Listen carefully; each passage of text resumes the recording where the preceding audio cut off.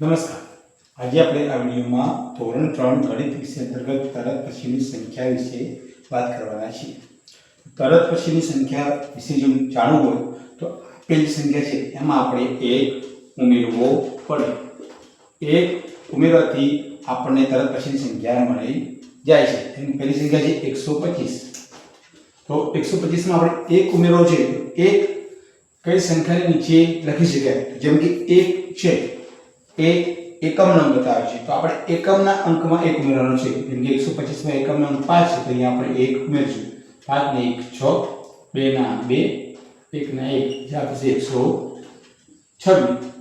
એ જ પ્રમાણે અહીંયા સંખ્યા છે 247 તો અહીંયા એકમનો અંક 7 છે તો 7 માં આપણે 1 ઉમેરશું તો 8, 4 ના 4, 2 ના 2, 248 જવાબ થશે. એ જ પ્રમાણે આગળની સંખ્યા છે 349.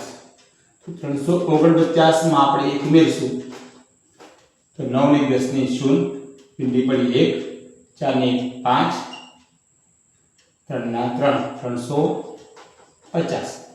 પરંતુ આપણે જો આ રીતના સરવાળો ન કરવો હોય તો આપણે યાદ રાખવાનું છે કે જેટલા નવડા હોય, જેમ કે અહીંયા 1 નવડો છે તો આપણે 1 શૂન્ય કરીશું અને આગળના 9 ની આગળનો જે અંક છે એમાં 1 ઉમેરવાનો છે. તો અહીંયા 9 ની આગળનો અંક છે 6 તો એમાં તો માત્ર 1 ઉમેરશું એટલે કે 7, 5 ના 5, 570. એ પ્રમાણે અહીંયા છે 399.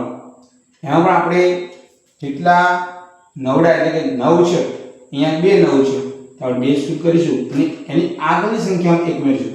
કેમ કે આગળ સંખ્યા 3 છે તો 3 માં 1 ઉમેરતા મળશે 4 તો જવાબ હશે 400.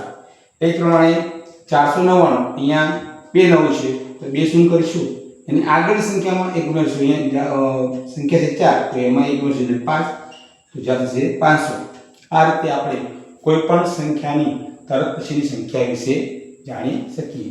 વિડીયો જોવા બદલ ખૂબ ખૂબ આભાર.